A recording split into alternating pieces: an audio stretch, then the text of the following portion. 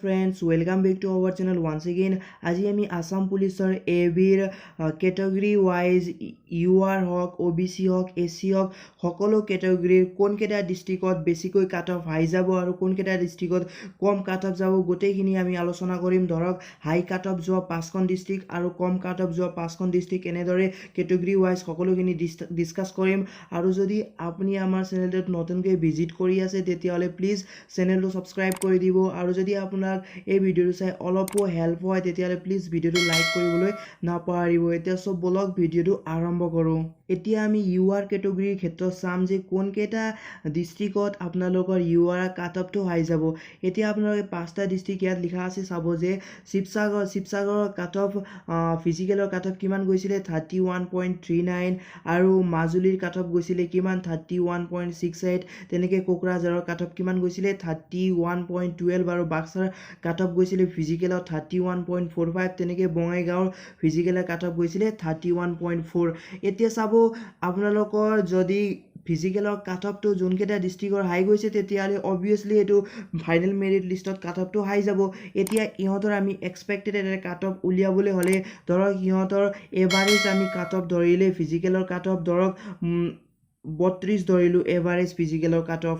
এতিয়া 10 marks extra আছিলে, extra mark কিমান আছিলে ফিজিকেলৰ মাৰ্ক আছিলে 40, তাৰ ভিতৰত ধৰক আমি 32 আমি এভাৰেজ ধৰিলোঁ আৰু এক্সট্ৰা মাৰ্ক কিমান আছিলে এক্সট্ৰা মাৰ্ক 10 আছিলে। 10 সকলোৱে নাপায়, 10 পোৱাটো ইমান সম্ভৱ নহয়, গতিকে আমি এক্সট্ৰা মাৰ্ক 5 ধৰি ল'লোঁ। তাৰপিছত এতিয়া কিমান আছিলে, এতিয়া ৰিটেনৰ মাৰ্ক আছিলে কিমান 50। এতিয়া 50টো সকলোৱে পোৱা সম্ভৱ নহয়, গতিকে আমি এভাৰেজ কিমান ধৰি ল'ম, আমি এভাৰেজ ধৰি ল'লোঁ 35। এতিয়া আপোনালোকে এইটো প্লাছ কৰি চালেই হ'ল আপোনালোকে এভাৰেজ কাট অফ কিমান যাব 35 আৰু 5 প্লাছ কৰিলে 40 আৰু 32 প্লাছ কৰিলে কিমান হ'ব 72 হ'ব। এইবিলাক ডিস্ট্ৰিক্টত আপোনালোকৰ ইউআৰ কাট অফ ধৰক 70ৰ পৰা যদি আপোনালোকৰ 72ৰ ভিতৰত আছে তেতিয়াহ'লে আপোনালোকে ইমান টেনশ্যন কৰিব নালাগে, আপোনালোকে ছেফ জোনৰ ভিতৰত আছে। এতিয়া ইউআৰৰ ক্ষেত্ৰত আমি ল' কাট অফটো চাম। এতিয়া ইউআৰৰ ক্ষেত্ৰত ল' কাট অফ কোনকেইটা 5টা ডিস্ট্ৰিক্টত যাব। এতিয়া প্ৰথমটোত আছে ডিমা হাছাও ফিজিকেলৰ কাট অফ কিমান গৈছিলে 20.58। তেনেকৈ হোজাইত গৈছিলে 24.86, কামৰূপ মেট্ৰত গৈছিলে 24.11 আৰু কৰিমগঞ্জত গৈছিলে 25.03 আৰু কাছাৰত গৈছিলে 26.39। যদি আমি এইবিলাকৰ এভাৰেজ কাট অফটো ধৰোঁ ফিজিকেলৰ তেতিয়াহ'লে ধৰক আমি এইবিলাকৰ এভাৰেজ কাট অফ ফিজিকেলত ধৰিলোঁ 25। এতিয়া এক্সট্ৰা মাৰ্ক 10 আছিলে, 10 সকলোৱে পোৱা সম্ভৱ নহয়, গতিকে আমি কিমান ধৰিম এটা এক্সপেক্টেড এটা 5 ধৰি ল'লোঁ।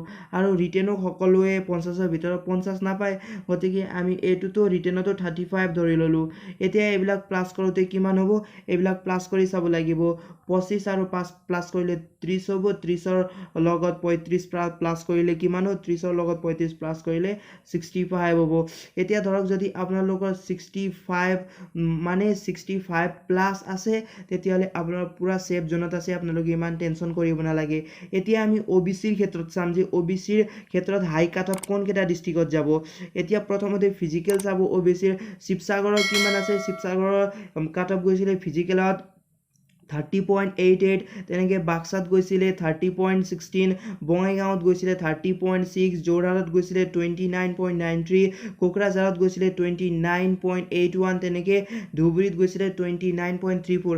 যদি আমি এইবিলাকৰ এভাৰেজ ফিজিকেলৰ কাট অফ ধৰিম তেতিয়াহ'লে আমি 30 ধৰি ল'লোঁ আৰু এক্সট্ৰা মাৰ্ক 10 আছিলে, তাৰ ভিতৰত আমি 5 ধৰি ল'লোঁ আৰু যি ৰিটেনৰ এক্সাম আছিলে তাতো আমি 35 এভাৰেজ এটা ধৰি ল'লোঁ।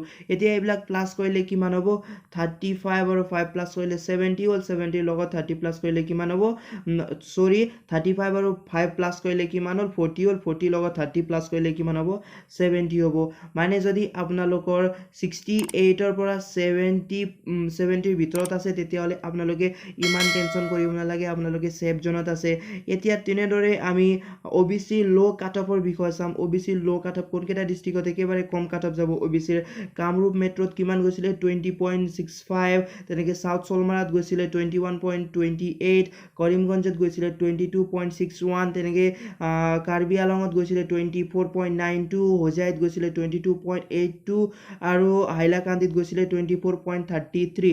এতিয়া যদি আমি এইবিলাকক ধৰক এভাৰেজ ফিজিকেলৰ মাৰ্ক ধৰোঁ তেতিয়াহ'লে ধৰক আমি এইবিলাকৰ যি ফিজিকেলৰ মাৰ্ক আছিলে এইটো আমি এভাৰেজ কিমান ধৰি ল'লোঁ এভাৰেজ ধৰি ল'লোঁ 24 আৰু ইয়াত আমি কিমান এক্সট্ৰা মাৰ্ক এড কৰিম +5 আৰু তাৰপিছত ৰিটেন এক্সাম কিমান আছিলে 50 আছিলে আৰু আমি তাত এড কৰিলোঁ 35 এভাৰেজ মানে ধৰি লৈছোঁ 35 এতিয়া আমি এইবিলাক প্লাছ কৰিম এতিয়া এইবিলাক প্লাছ কৰোঁতে এইটো আৰু এইটো প্লাছ কৰোঁতে কিমান হ'ব 40 হ'ব 40 আৰু 24 প্লাছ কৰোঁতে কিমান হ'ব 64 হ'ব মানে যদি আপোনালোকৰ 62ৰ পৰা 66ৰ ভিতৰত আছে তেতিয়াহ'লে আপোনালোকে ইমান টেনশ্যন কৰিব নালাগে আপোনালোক ছেফ জোনত আছে এতিয়া নেক্সট চাব আমি SCৰ ক্ষেত্ৰত চাম SCৰ ল' কাট অফ কোনকেইটা ডিষ্ট্ৰিক্টত যাব এতিয়া SCৰ ল' কাট অফ এতিয়া চাব প্ৰথমতে সাউথ সলমাৰাত কিমান গৈছে 20.97 উদালগুৰিত কিমান গৈছে 22.15 ৱেষ্ট কাৰ্বি আংলঙত কিমান গৈছে 21.72